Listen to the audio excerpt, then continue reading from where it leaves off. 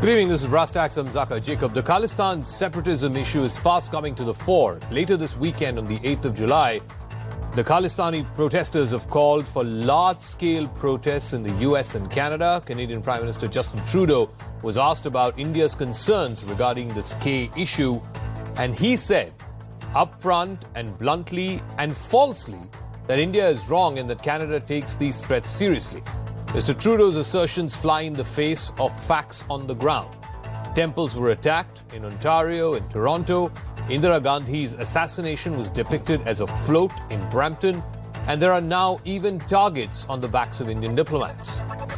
How can Mr. Trudeau simply not see the reality that the Khalistan issue is becoming a huge problem in the West, something that is a core issue for India?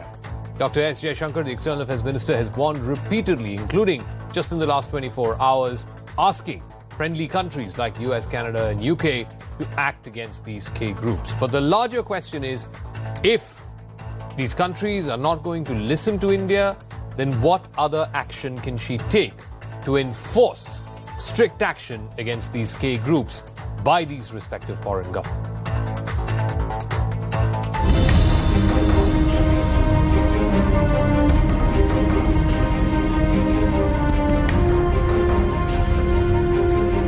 The loss to understand other than the requirements of vote bank politics, why anybody would do this.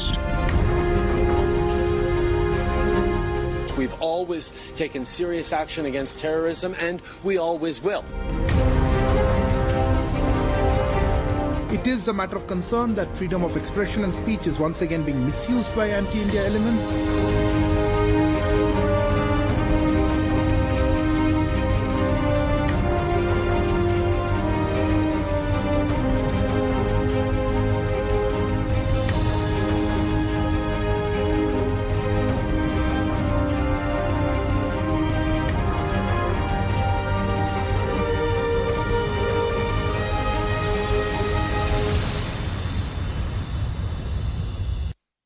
All right, so Justin Trudeau says that Canada always takes strict action. What is that action? Because so far we've not seen anything that might deter these Khalistanis, certainly not deter the 8th of July protests that they've called for in Canada and other parts of North America. Let me now open this up to our panelists who are joining us. Terry Miliuski is an author of the book, The Blood for Blood, 50 Years of the Global Khalistan Project. He's joining us from Ontario. Ray Locker is an author and journalist from Washington, D.C.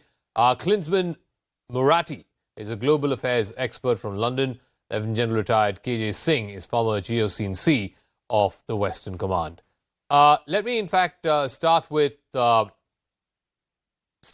Terry Miliuski. Mr. Justin Trudeau, the Prime Minister of Canada, says no, India is wrong, and that Canada from time to time takes action against these Khalistani groups. I want you to enumerate for our viewers what you believe are the three things that Mr. Trudeau's government has done which would significantly deter these Khalistani groups. Well, that's easy. I can't name one. The problem is that the Prime Minister's statement, and it pains me to say it as a Canadian, is hopelessly inadequate. It's not just that it's clueless. He doesn't seem to have a clue what he's talking about. Obviously, he wasn't properly briefed, if he was briefed at all on this. It misses the moment. It fails to recognize what a critical moment this is, that these Khalistanis have really crossed the line this time, and he has to recognize it. But it's not just clueless. It's also false for any prime minister of any party to look at the sad history of Canada's dealings with Khalistani terrorism over the last 40 years. To suggest that Canada has been taking it extremely seriously, really? We were watching and wiretapping the culprits in the Air India bombing, for example, for 3 months before the bombs blew up and didn't figure out what was going on. Didn't take numerous warnings seriously. 3 weeks before the bombing, India warned Canada clearly and in writing. We are facing threats of bombs being smuggled aboard our planes in Canada, in the luggage. You've got to crack down on baggage security. And the RCMP said, those Indians are always complaining. They want free security. And they shelved it. No, what I do want to know from Ray Locker is, suitcases. in the United States, for example, the San Francisco consulate just a few days ago was set on fire. I believe it's the second time this has happened in the last 3 months or so. The question that's being asked is, everyone knows that perimeter security, the outside security of embassies, missions, consul general's offices are all with the local authorities, are with the local police. And whether it's in the US or in Canada, these attacks simply don't seem to be stopping. Well, it's hard to stop something unless you know who's going to do it beforehand. I mean, it's very difficult. Many of these embassies and consulates also have private security as well as police protection. I think it would behoove the folks in San Francisco to, put people outside of this consulate all the time. I don't know if that's happening or not, and I certainly hope that the people there, the police there, are trying to find out who caused this, who was behind this attack. Mm-hmm. So, Klinsman Murati, one of the things that is rather disingenuous in what Mr. Trudeau is saying is, and I think Terry Miliuski is absolutely right, that there's precious little that Mr. Trudeau's government has done. The Indian External Affairs Minister says this is simply vote bank politics. He can't think of another reason as to why any government would, give fodder to these kinds of groups. What do you think is going on here? Why would not a country and a leader who is clearly quoting India, everything from FTA to other economic deals, the Canadian government is quoting India as a destination for its investments, a big market, so on and so forth. What can India do to drive home this point with Canada that this is a core issue? It's not just any protest. This is not a protest against an incumbent government or against a politician or a political party. This is a protest asking for the secession of one part of India. Surely that's unacceptable. Are not unique to India. These are global in their scope. There are many different instances throughout history where we've seen secession movements take hold and motivate that specific demographic to use violence in some cases to get their voice heard. So this is something which India is going through. And it's also very historic. This conflict didn't start yesterday. And it's got many different instances of violence for this phenomenon to increase. When we look at what India can do to actually solve this, first of all, we need to define what solve actually means. Mm-hmm. Does it mean to actually destroy this movement and to oppress it and to keep it down? Or is there another solution which they can come up with? These tend to be a zero-sum game. Either the government get their way or the secession groups get their way. So this is a very difficult thing to, first of all, understand what does success actually mean. The second thing, when it comes time to foreign policy, communication is always very key. This is not only in terms of India-Canada relations, but also we saw violence at the at India House in London, which is down the road from our offices in London. And they are due to have a protest on Sunday, in fact, which is going to be in different capitals across the world. So naturally, safety and security comes first. A strong police presence needs to be there. Protesting in the UK isn't illegal, so this is something that they can do, but it needs to be within the borders of the law. So let me ask Lieutenant General KJ Singh, one of the things that is constantly talked about is this Khalistan issue has very few takers, very little resonance on the ground actually in Punjab. Whatever is being fueled of it is being fueled from abroad through NRIs. And, look at the number of attacks we've had just in the recent past. We've had the San Francisco consulate that was attacked. We've had the attack in Ontario. We've had the attack, the float. I mean, how disgusting is it that a former prime minister assassinated in the most tragic of circumstances, somebody decides to make a float out of it, and no one has been arrested or no action has been taken against any of the organizers of that float. So the question I'm asking is, what can India then do, sir? Zakaf, Jai Hind. It's good to be on your program. A very topical issue. See, India's options have to be in consonance with the host country. There are certain obligations under Vienna Conference, Vienna Conventions. So firstly, India has taken few steps. It has sent a very strong message to Canada. And today the Canadian Prime Minister responded also So message is at least received. Okay. The response has been a little bit of hypocritical kind of response. The second good thing we've done is we have charged NIA, National Investigation Agency, Yeah. to investigate these incidents. Correct. Now, when we are doing this, we are sending a very stern message that your Royal Canadian Mounted Police, your FBI, your Scotland Yard, great reputation, but not doing their job. And if you're not going to do it, it's our concern. We'll do it, certainly. No, but And how we'll does prepare one explain, General Singh? You know, on the one hand, whether it's US, Canada, UK, Australia, all these Western countries are clearly rooting for India. You know, their companies want to come here and invest in India. They want to do business here in India. It's a big market. So that reality is definitely there. And then on the other hand, you have this reality, which is that there are a bunch of people who believe themselves to be Khalistanis, who are calling for, you know, separation away from Punjab. And that's being fanned by these very same governments who want to come to India and invest in India.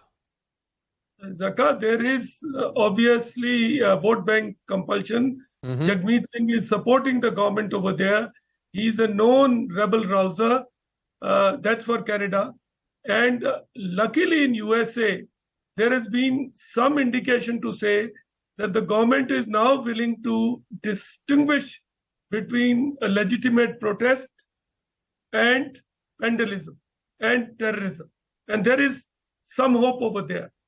My call is that we should use it as a domino effect, because these 5 countries where this problem is there, USA, Canada, UK, Australia, and New Zealand, they are tied up in an arrangement called as I-5, which is anchored on information sharing, intelligence, and surveillance. And all their intelligence and spy agencies are working in tandem.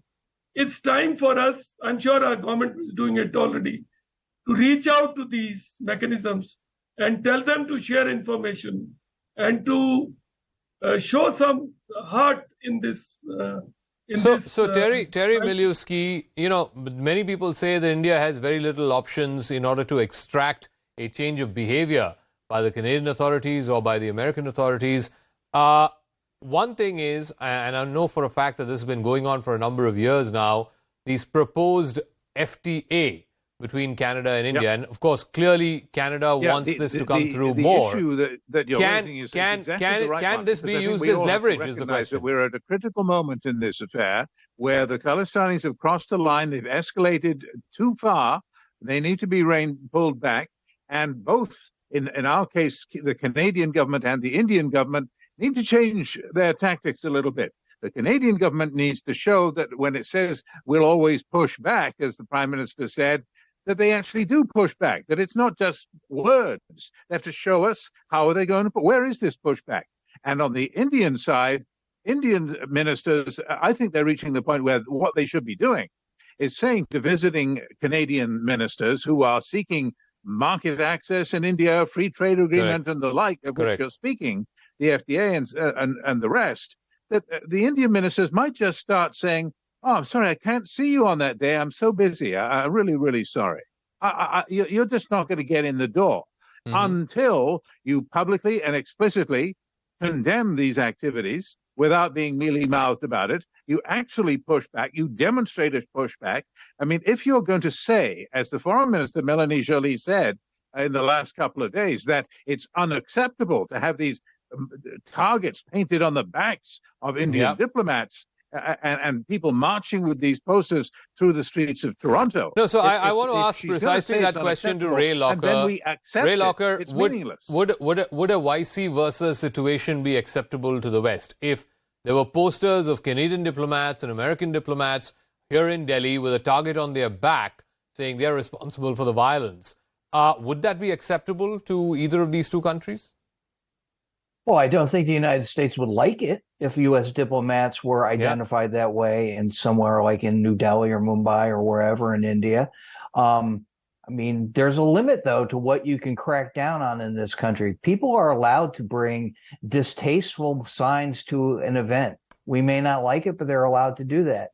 As distasteful as that float in Canada was, people could do that if they wanted to. I don't know how many people it would appeal to. I think it would probably turn more people off than bring people to their cause. They're allowed to do that as long as they don't threaten anybody or cause violence. I mean, no, but that's freedom the problem. That's the problem. Whenever there is mobilization of people, they say it's peaceful.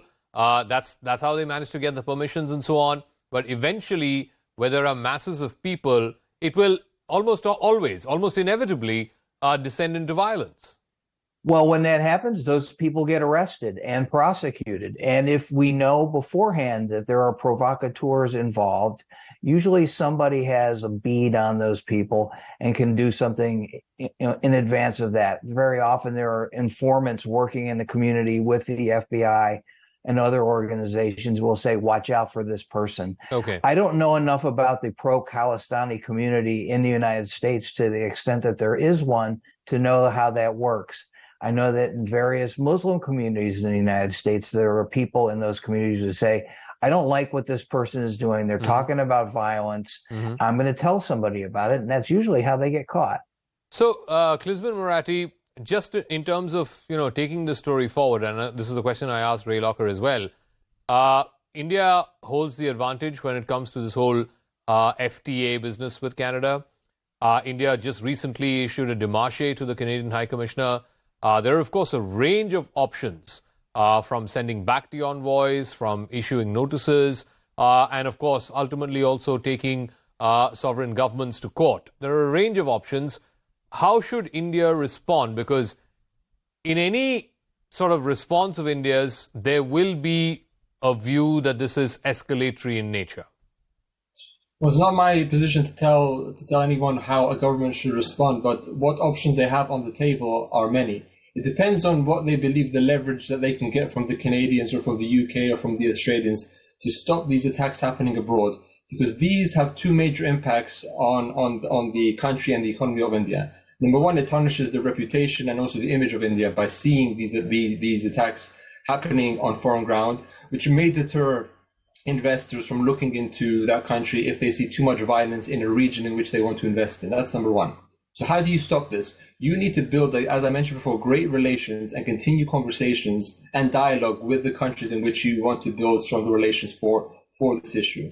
Second thing that you need to do is that you need to find a way to freeze the assets of these groups, if possible, through money laundering directives that you can work in collaboration with your partner countries. And thirdly, you need to build political dialogue with these countries to showcase to them why this issue is so serious and why it should be on higher in their agenda. Because both the Canadian, the American, and the UK governments have a plethora of issues that are competing for attention from the leadership. So this needs to be put to them in a much more serious way if India wants this attention on this issue. Lieutenant KJ is saying, just to take this story forward, again, I come back to if Canadian diplomats who are serving here in India or American diplomats who are serving here in India had targets on their back, these posters were put out about them, it would have been almost like a global mutiny.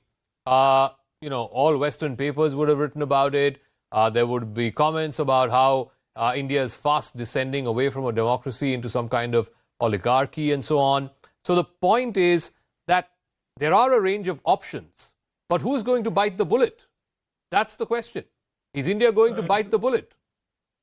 Zaka, we have to at some stage, because we can't allow this to drift like this. We've already taken first tranche of steps we've taken. Our foreign minister has been very active, like I told you about NIA. And then we should take it forward in denying them further progress in FTA and the market that they are seeking in India. Of course, we have to send this strong message to them. And also, our information operations have to get geared up. Because, see, there is no traction for this in India. When Amrit Pal was nabbed, there was no uprising. Nobody stood up for him. He was denounced as an absconder and pagoda. That's what we call here in Punjab. So when there is no traction for this, how come fringe elements are able to keep the issue alive in certain countries and with support from Pakistan and few other elements? So it's time that international media, and it's good that we have some, in this debate, we have people from outside. Yeah. And let me tell them that, friends, there is just no traction for this in Punjab, here in northern India. So you have to take this message over there that you can't sustain a movement just by fringe elements over there and create and spoil relations between two countries. Here people have started discussing as to what kind of security should Indian consulates and embassies have. We've never done it. At least in America and Canada and Australia. We are not going to have security like Kabul, where we had to put ITBP commandos. Certainly not. And these countries take pride in not allowing such a thing to happen. And it's rather strange. We have come to this sorry pass that most populous country, the population is today discussing that why is it that Canada and USA are not enforcing the law? And will India have to deploy its own security? It's a very sad day. No, so Terry Miliuski, just taking off from the point that General Singh was making, there are no takers for this idea of Khalistan here in India. How is this still being sustained in Canada, US, UK, Australia? If there are no takers for the idea of a separate Khalistan, how is it being sustained? Isn't it obvious then that this is a motivated, well-funded, vicious campaign? Well, it's certainly a successful campaign because the politicians don't seem to have a clue. That's the problem with Trudeau's remarks. It demonstrates, generalizes, not just him, the government, all the parties, they are ignorant. They think that the Sikhs are being oppressed terribly in India and that there's support, all Sikhs seeking their own independent state, which is in the last election they got, 2.5% of the vote and no seats in Punjab, where most of the world's Sikhs live. I mean, they have no support in Punjab. It's a pitiful level of support. Two things need to happen then. First, the Canadians need to demonstrate with concrete actions that they are really taking seriously and really addressing India's concerns over these matters. And second, Indian politicians need to hold Canadian ministers' feet to the fire and say, you're not going anywhere on trade agreements unless we hear you taking those concrete actions. Is it possible, Khalistani, is it possible for Indian ministers, when they meet their counterparts, to raise this issue again and again so that there is understanding and there is a certain underlining that this is one of India's core security interests? You cannot be seen as giving some kind of sanctuary to these people to protest, whether by peaceful means or by non-peaceful means, because it's a bit like saying tomorrow if a whole bunch of Canadians were to protest here in India saying, Quebec should separate itself from the rest of the Canadian mainland, would that be acceptable to Canada? It would be an international incident. Well, naturally, the Indian government needs to do what it thinks it's in its best interest to raise these concerns with their counterparts. But at the same time, what I would say is that if these protests, which they are happening in violent ways in the capitals of foreign countries, it is the responsibility of those leaders to bring these issues to India and ask the Indian leadership, what are you doing about this so that violence isn't coming upon our lands for these issues? So it's a two-way dialogue, but I think the lack of response, as we mentioned, by Canadians and to some extent the UK leadership, is because they don't see this as a priority in their foreign policy agendas right now. They have many other things in which they're focusing on, as I mentioned before, and unless this escalates in very serious ways, more serious than what they see currently, then maybe the Canadian government will do more about it. It's also by educating yourself about what is exactly happening, what the issues are, and with such competing objectives, especially now geopolitically how active the picture is globally, again, the Indian government must work harder to bring these facts to their counterparts. I'll give General Singh the final word. What may give? Because I think this July 8th rally is being built up to some kind of big event that's happening across the East Coast, across the West Coast, both in Canada and the US. What do you foresee could likely happen on the 8th of July? Zaka, nothing I'm telling you. Frankly, this will be just, these people thrive on oxygen of publicity. They want to remain relevant somehow. They have certain agenda to keep. They have to do certain number of events. That's how they receive their funding, and they are recognized in that society. So our information should be strong. We should reach out to opinion makers, and we should press on the law enforcement agencies that keep them on a sanitized route, deploy enough security, keep Indian interest secure, don't take them near that so that there is no clash. And this thing, try and keep it as low-key as is possible. Otherwise, that is all we can do.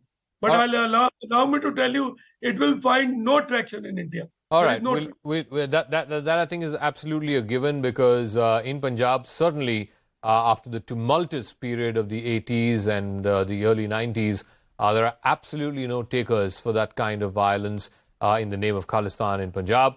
So I want to leave it at that. Thank you very much to all our guests who joined us. We'll see how this story plays out.